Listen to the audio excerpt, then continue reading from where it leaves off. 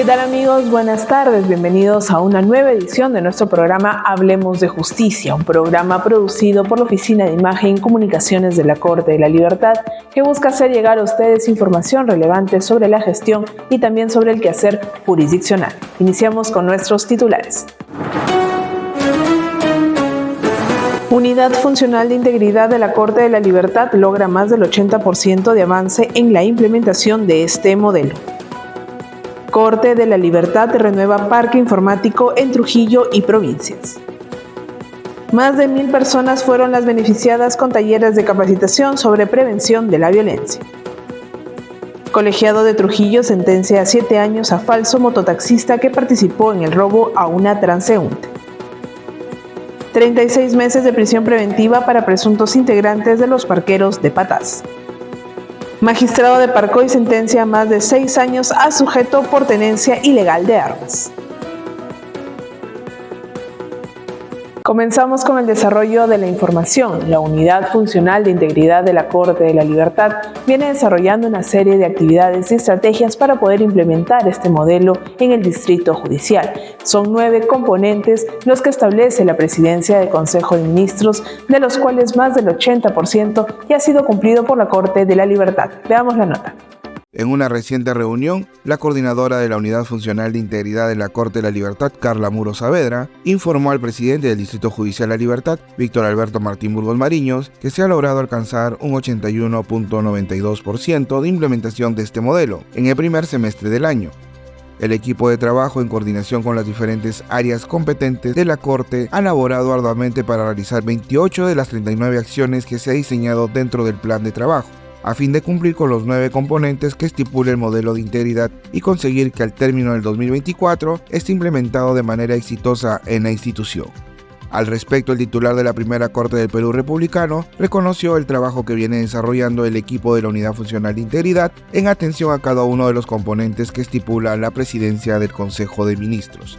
Dentro del informe presentado se dio a conocer que los componentes de la alta dirección de gestión de riesgos que afecten la integridad pública, de controles internos, externos y auditoría y del encargado del modelo de integridad se han efectuado en su totalidad, logrando un 100% de cumplimiento.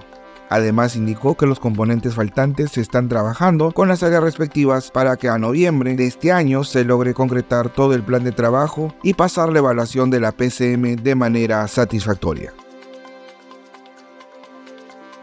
Cabe resaltar la labor que viene desarrollando la Unidad Funcional de Integridad de la Corte de la Libertad, presidida por el titular Víctor Alberto Martín Burgos Mariños, la que en tan solo 2 meses de haber sido instalada viene rindiendo los mejores frutos frente a la lucha contra la corrupción. Continuamos aquí en nuestro programa Hablemos de Justicia y ahora les comentamos que 250 computadoras han sido renovadas de manera satisfactoria en los juzgados de Trujillo y provincias, ello con la finalidad de brindar los mecanismos tecnológicos necesarios para que la familia judicial siga desarrollando su labor en beneficio de la colectividad. Veamos la nota. Con la finalidad de renovar el parque informático en la Corte de la Libertad, se ha realizado la distribución e instalación de 151 equipos de cómputo de última generación a los juzgados del Módulo Judicial Integrado de Violencia, así como a los juzgados no penales de provincia. Además, en el marco de la gestión del presidente Víctor Burgos Mariños, también se contempló la asignación de 107 de estos equipos al módulo penal, siendo entregado oportunamente para seguir potenciando la labor jurisdiccional de magistrados y servidores de este distrito judicial. Cabe indicar que el logro de esta política de gestión del titular de la Primera Corte del Perú Republicano se desarrolló gracias a las coordinaciones de la Gerencia de Administración Distrital para obtener el presupuesto que permita acondicionar con modernidad los despachos de toda la región. Continuamos con más información y ahora les comentamos que en el asentamiento Humano Pesqueda, la Comisión Distrital de Implementación de la Ley 3036-4 desarrolló el 4º taller del programa de capacitación dirigido a las beneficiarias de los programas sociales de la Municipalidad Provincial de Trujillo con la finalidad de prevenir la violencia. Con la finalidad de contribuir con la prevención y erradicación de la violencia en todos los sectores, los integrantes de la Comisión Distrital de Implementación de la Ley 3036-4 desarrollaron el 4º taller de capacitación sobre este flagelo, logrando de esta manera beneficiar a más de 1.000 mujeres que pertenecen a las organizaciones de base de la provincia de Trujillo. Este cuarto taller se llevó a cabo en el local comunal del asentamiento humano Pesqueda, en donde participaron las beneficiarias del comedor popular y vasos de leche de la zona, a fin de conocer sobre sus derechos y los mecanismos de protección ante posibles casos de violencia. La magistrada Ana Karina Armas Cueva, integrante de esta comisión, indicó que gracias al convenio celebrado entre la Corte Superior de Justicia de la Libertad y la Municipalidad Provincial de Trujillo, están efectuando estas capacitaciones, que la meta es realizar réplicas que permitan alcanzar a 12.000 beneficiarias de toda la provincia. La finalidad también es que las lideresas, las integrantes de estas organizaciones de base hagan la réplica con quienes son sus pares, ¿no? Con las personas que forman parte de estas organizaciones de base, ¿no? Obviamente la proyección final, el resultado final a lo que apuntamos es llegar a un alrededor de 12.000 personas. Asimismo, expresó que se han visto en la necesidad de salir de sus oficinas y hacer un trabajo más de sensibilización y concienciación, dado el alto índice de violencia que vive la provincia, ya que este problema afecta de manera directa a los derechos de las personas. Ahora, hay un trabajo articulado con la Municipalidad Provincial de Trujillo, pero esto también se está replicando en nuestras salidas de extramuros a los distintos distritos y provincias de toda la Corte de la Libertad. También estamos asumiendo compromisos, dígase de paso, por ejemplo, estamos hablando ya de Huamachuco, ¿no? Todo el valle. Entonces, este programa de capacitación, de empoderamiento, de pautas de convivencia, de reglas de integración, de salud mental para los integrantes del grupo familiar, que es la base para evitar, para romper con esta lacra que es la violencia, debe ser replicado. Por su parte, la sugerenta de programas alimentarios de la Municipalidad Provincial de Trujillo, licenciada Olga Iglesias Peláez, mostró su predisposición para continuar contribuyendo con estas capacitaciones a través de la comunicación directa con las beneficiarias de los programas sociales. La disposición de nuestro alcalde, el doctor Mario Reina, es de atender a todas nuestras familias trujillanas y de manera especial al sector más vulnerable. Y es justamente que está en estos sectores, en las organizaciones sociales y los programas sociales que estamos identificando varios casos con respecto al tema que se viene tratando. Entonces es el compromiso pleno por parte de nuestro alcalde, la autoridad principal y también de la gestión, y definitivamente estamos trabajando todos orientando a que estén bien atendidos con respecto a programas alimentarios y también con respecto al tema de la erradicación de la violencia. Creo que es un compromiso de cada ciudadano. La Corte de la Libertad sigue reforzando estas alianzas con diferentes instituciones para erradicar la violencia contra las mujeres e integrantes del grupo familiar en la región. Ello se ve reflejado en las más de 1.000 beneficiadas de estos programas de capacitación. Nuestros magistrados están saliendo de sus oficinas justamente para poder realizar un trabajo in situ, un trabajo extramuros para poder prevenir este flagelo en toda la provincia. Continuamos con más información y ahora les comentamos que este jueves 15 de agosto se desarrolló el simulacro nacional multipeligros, en donde nuestra familia judicial participó de manera activa en cada una de las sedes, ello con la finalidad de identificar las zonas seguras y poder salvaguardar sus vidas en caso de desastres.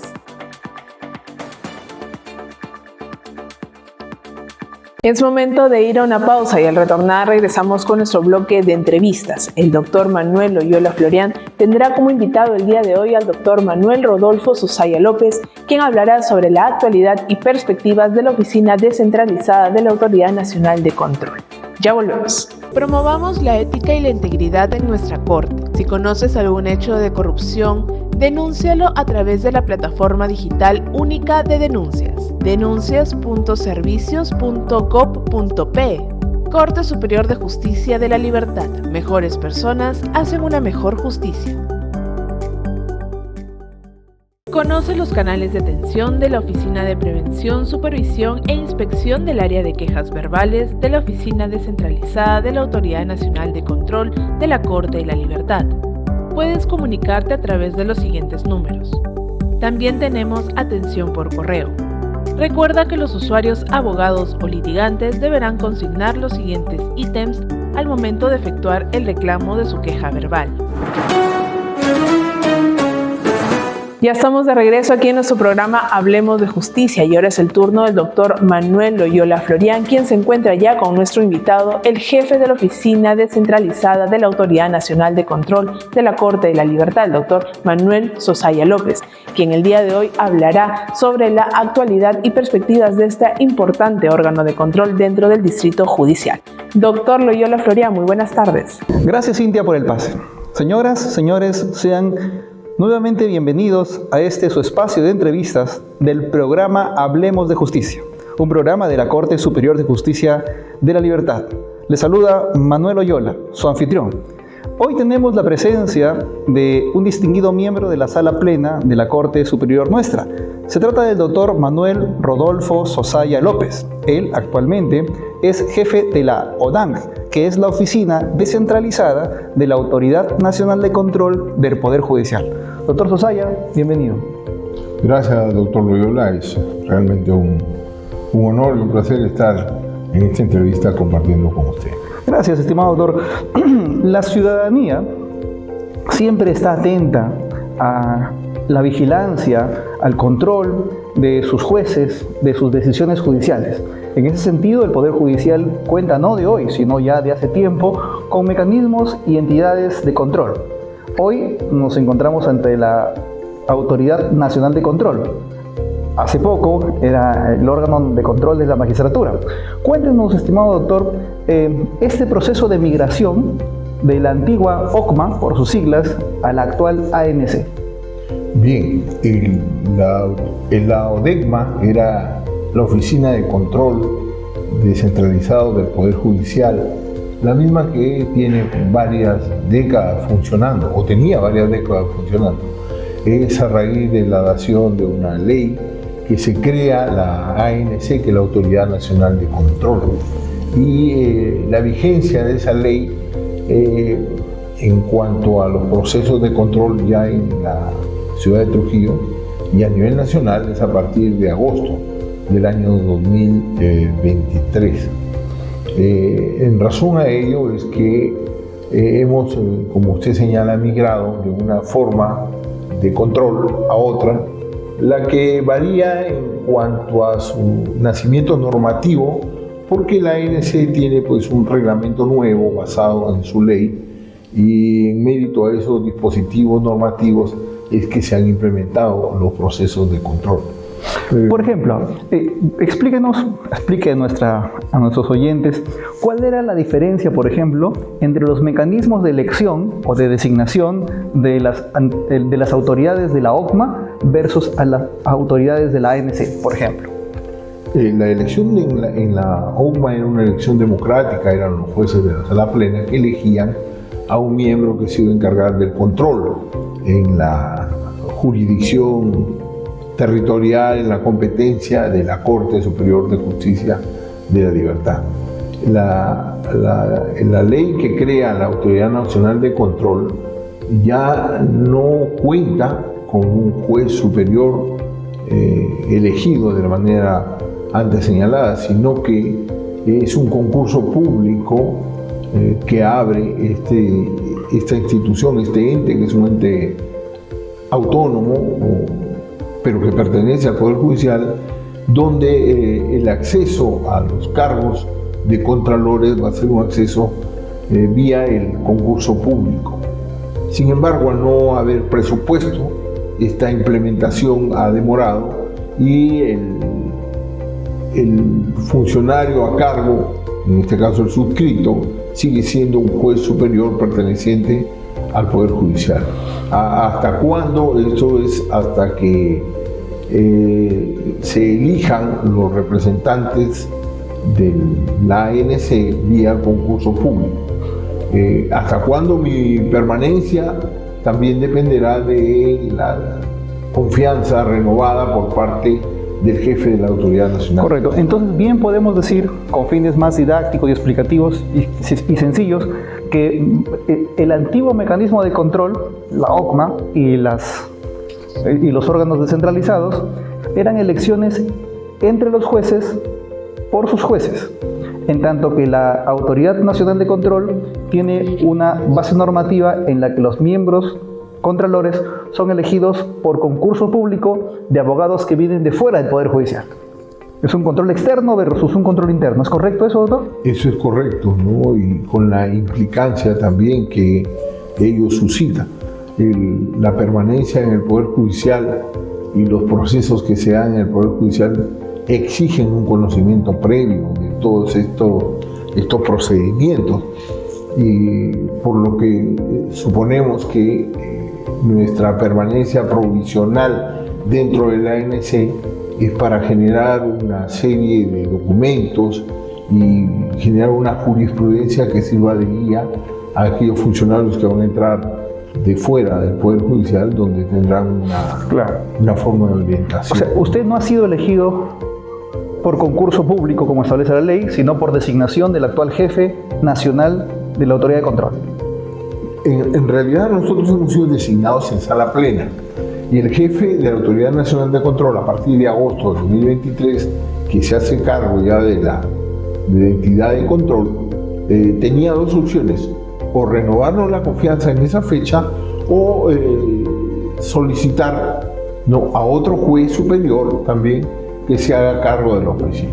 En el caso nuestro ha sido bastante natural la forma como hemos continuado desempeñando el cargo. Lo que no ha pasado en todas las cortes. Lo que no ha pasado en todas las cortes, donde han habido cambios u otros funcionarios han renunciado. Eso quiere decir, doctor Susaya, que usted tiene el particular honor de ser a la vez el último jefe de la oficina descentralizada, electo por sala plena, y a la vez el primer jefe de la oficina desconcentrada de la Autoridad Nacional de Control. Así es, en esa forma, ¿no? En esas circunstancias me ha tocado hacerme cargo de tamaña responsabilidad. Pero bien, la Autoridad Nacional de Control tiene un jefe supremo. Cuente a la ciudadanía, ¿este jefe supremo sí ha sido electo bajo los patrones que establece la nueva ley? El único funcionario de la ANC que ha sido electo por concurso público es el doctor Palacios Brand, quien es el presidente de la ANC. No hay en la República ningún juez que vía ese procedimiento haya ingresado a la ANC. Correcto. ¿Él no venía del Poder Judicial? No, él era un profesor universitario. ¿Y la entidad que lo elige es? Es la Junta Nacional. La Junta Nacional de Justicia, correcto. Sí. Y por un periodo finito en el tiempo, ¿verdad? Por 7 años, si no me equivoco. Son 7 años su periodo, ¿no?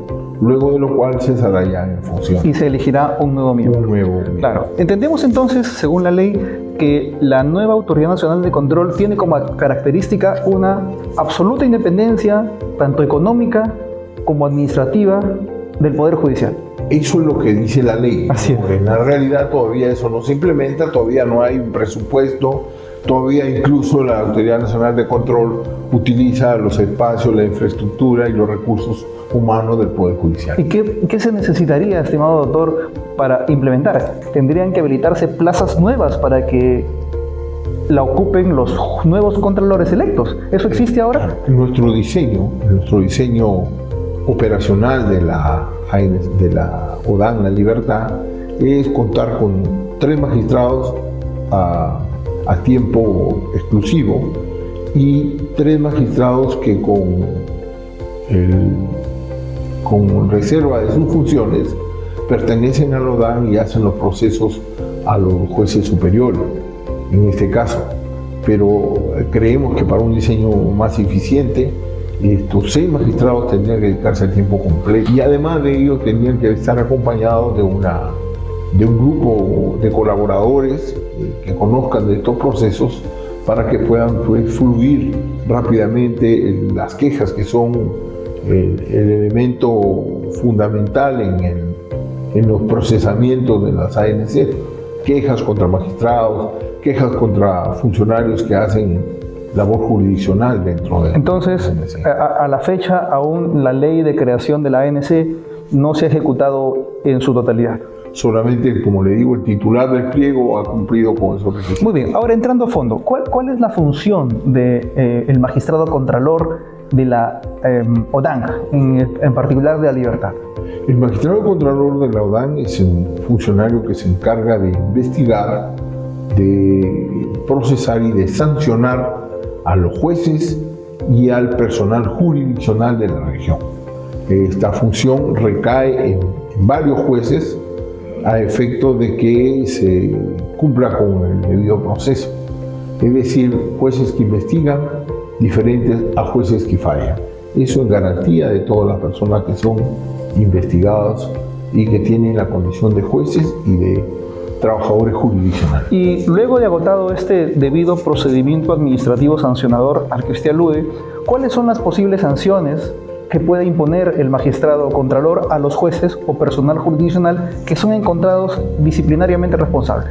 El mismo reglamento de la ANC expone cuáles son los tipos de sanciones, están regladas expresamente en este reglamento. Son la amonestación, la multa, la suspensión y la destitución, ¿no? En el marco de la destitución, ¿es posible que el propio órgano de control ya destituya o requiere realizar una propuesta para que otro órgano? En realidad es una propuesta que hace, el que destituye es el órgano máximo, que es la Junta Nacional de Justicia. Junta Nacional de Justicia, por su unidad de sanción. Correcto. Entonces digamos que las sanciones que directamente puede imponer el órgano de control son la amonestación, la suspensión. La amonestación, la multa y la suspensión. La multa, correcto. Y si encontrase que es una falta tan grave como que amerite la suspensión, solicitará un informe pidiendo ese tipo de sanción a la Junta Nacional de Justicia. Y en ese periodo el magistrado entiendo que va a estar suspendido. Está suspendido porque cuando hay una posibilidad de destitución, como medida cautelar, los órganos contralores deben solicitar la suspensión de ese mandato. Correcto. Cuéntenos, estimado doctor, para que nuestra ciudadanía sepa, en esta profunda labor de compromiso contra la lucha contra la corrupción, ¿cómo puede hacer el ciudadano común para solicitar la intervención de los órganos de controles de nuestra Corte? Bien, ahí quisiera detenerme en que el órgano de control de la libertad, a diferencia de anteriores o de otros órganos de control, tiene una función básicamente preventiva. Eso nos diferencia de las anteriores gestiones porque lo que implica es que lo que queremos es que la pretensión de la persona que hace un reclamo se vea resuelta inmediatamente. Para eso hemos implementado un sistema de quejas verbales o un sistema de quejas como buena práctica, que es queja interpuesta y queja solucionada. Eso lo hacemos particularmente en la oficina de la jefatura. ¿Qué significa? Que muchas personas no quieren hacer una imputación directa al juez, lo que reclaman es rapidez en su expediente. Ello nos ha permitido hacer un tamiz que ha disminuido las quejas puntuales contra magistrados o contra funcionarios, porque la persona del quejoso está observando en el acto cómo estamos intercediendo para que su asunto sea resuelto de inmediato. Y en cuanto a los otros casos, pues hay formas de interponer una denuncia verbal, una denuncia escrita, una denuncia directa al sistema por medio del SINCAPE, que es un aplicativo donde las personas pueden acceder expresando sus fundamentos y a interponer una queja contra los que consideren necesario. Usted ha mencionado que la mayor cantidad de atenciones se resuelven inmediatamente porque están vinculadas a plazos. Eso quiere decir que la cantidad mayor de quejas son retardo procesal. Un 90% de las quejas son por retrasos en el trámite de los expedientes de la persona. Correcto. Entonces debemos explicar a nuestra ciudadanía que si bien el órgano de control investiga una serie de actos generalmente vinculados a corrupción, no se limitan a corrupción, sino también a una serie de faltas disciplinarias, entre las que se encuentran la atención de las causas en plazos legales. Exactamente. Parece paradójico, pero las quejas por corrupción en la oficina son muy limitadas, escasas. Un porcentaje que yo diría, sin temor a equivocarme, que no pasa del 1%. El 99-98% de las quejas son generalmente por demora, por incumplimiento de los plazos.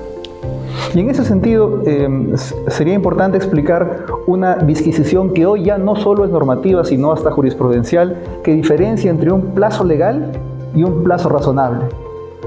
¿Podría explicarnos esa aparente sutil diferencia? Sí, el plazo legal es el que está en la ley, ¿no? Pero el plazo razonable ya es una interpretación a la realidad que vive el Poder Judicial en relación a la norma que obliga a cumplir los procedimientos en un plazo determinado.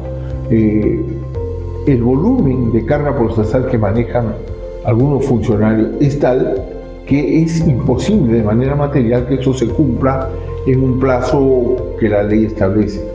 Y por ello el razonamiento para sancionar a estas personas no es el del plazo legal, porque comprendemos y conocemos y somos partes incluso de esta situación, porque en la propia ODENMA es difícil a veces cumplir con los plazos exactamente legales, porque hay un volumen de carga laboral que es imposible que los funcionarios que trabajen en determinado órgano jurisdiccional o en nuestra propia oficina los cumplan.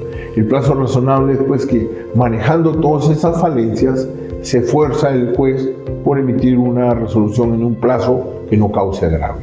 Correcto.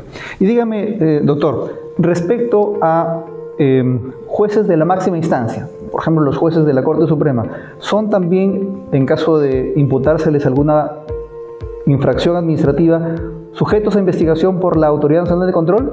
No, los competentes es para la Junta Nacional de Justicia, la que investiga a los supremos, defensor del pueblo, representante del Jurado Nacional de Elecciones, fiscal de la Nación, a todos los titulares de las instituciones o poderes del Estado y instituciones autónomas lo investiga la Junta. Correcto, eso quiere decir entonces que nuestra competencia, la competencia de la ANC y de las ODANS, es de jueces superiores.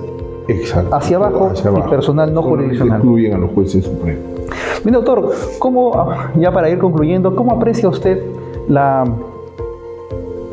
el futuro de los órganos de control?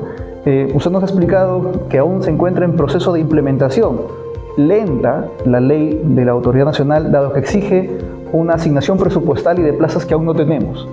Entonces, por ahora nos cuenta usted que somos los propios jueces o electos o designados los que realicen esta labor contralora. ¿Cómo ve el futuro de los órganos de control en el Poder Judicial, tan necesarios e importantes para una existencia válida de nuestro poder?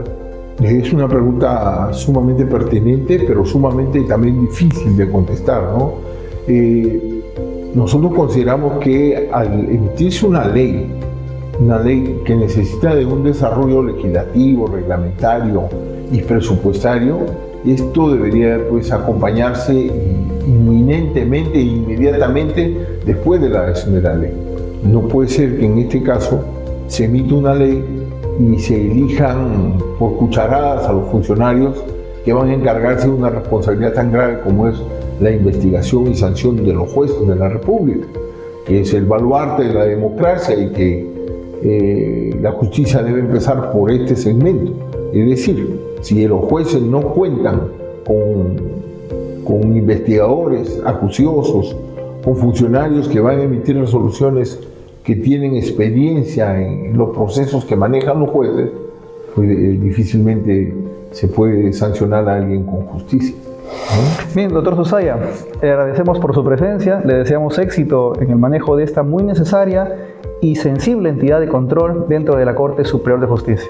Muchas gracias, doctor. Estimados amigos, gracias nuevamente por su presencia. Los invitamos a seguirnos semana a semana por nuestras redes sociales y por todos los medios de comunicación que tiene la Corte Superior para brindarles su programa Hablemos de Justicia. Nos ha acompañado el doctor Zosaya López con el tema Actualidad y perspectivas del órgano de control de la Corte Superior de Justicia de la Libertad. Cintia, te doy el pase. Gracias, doctor Loyola Florián. Vamos a la pausa y al retornar tendremos más información sobre el quehacer jurisdiccional dentro de la región. Ya volvemos. Ingresa las demandas aminorando los costos de tiempo y dinero de los representantes legales de las niñas, niños y adolescentes que solicitan la ejecución de actas de conciliación de alimentos. Utiliza el formulario de demanda de ejecución de actas de conciliación extrajudicial de alimentos para niñas, niños y adolescentes que la Corte de la Libertad ha puesto a disposición para ti. Descárgalo en el siguiente enlace: Corte Superior de Justicia de la Libertad. Mejores personas hacen una mejor justicia. Comunícate con el módulo corporativo laboral de la Corte de la Libertad a través de su canal telefónico 94-695-9687 en el horario de atención de lunes a viernes de 8 a 1 y de 2 a 5 de la tarde. Corte Superior de Justicia de la Libertad. Mejores personas hacen una mejor justicia. Estamos de vuelta aquí en nuestro programa Hablemos de Justicia. Continuamos con más información sobre el quehacer jurisdiccional.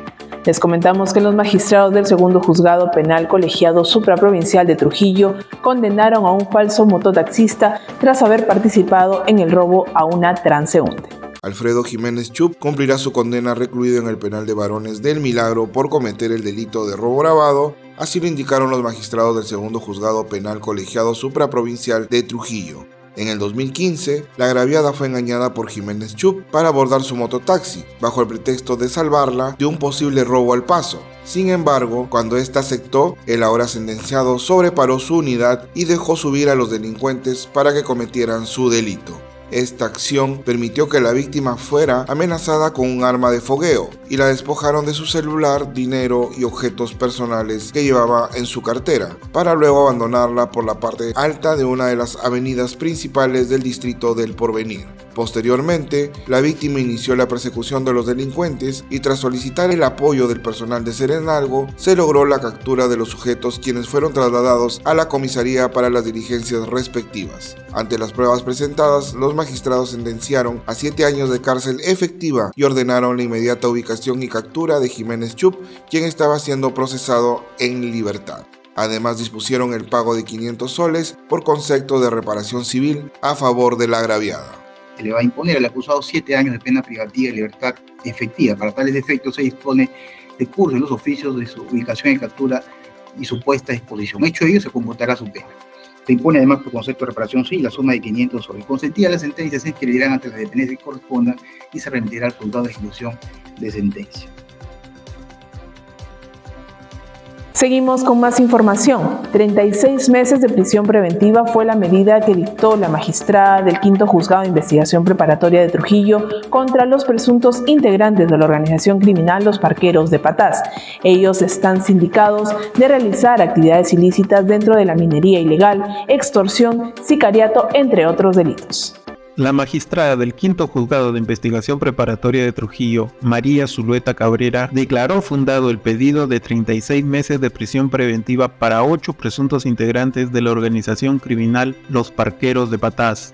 Se trata de Gregorio Palermo Segura Marcelo, alias Pablo Escobar de Patás, Cristian Collantes Rosas, Karina Ponza Rodríguez, Eric Abad Paucar, Johnny Abanto Argomedo, Jason Carrera Torres, Kelvin Carrera Torres y Modesto Medina Simón, quienes fueron capturados en un lujoso búnker en el distrito de Huanchaco. De acuerdo al informado preliminarmente, personal de la Policía Nacional del Perú seguía los pasos de una organización criminal dedicada a la minería ilegal en Patás y que estaría detrás de un ataque sistemático a trabajadores de la minera Poderosa y a mineros artesanales de la zona. De manera paralela, los efectivos allanaron 16 inmuebles, encontrando en la casa de playa de Huanchaco a 8 de los 24 presuntos integrantes de esta organización criminal, entre ellos al supuesto cabecilla Gregorio Palermo Segura Marcelo, alias Pablo Escobar de Patás. En esta vivienda lujosa y con extrema seguridad se halló un arsenal de armas de fuego de diferentes calibres y alcances, así como una caja fuerte que contenía fajos de dinero en soles y dólares. Luego de evaluar los elementos de convicción y tras varios días de audiencia, la jueza de la Corte Superior de Justicia de la Libertad dispuso la prisión preventiva para el presunto cabecilla y 7 de los implicados en esta banda criminal.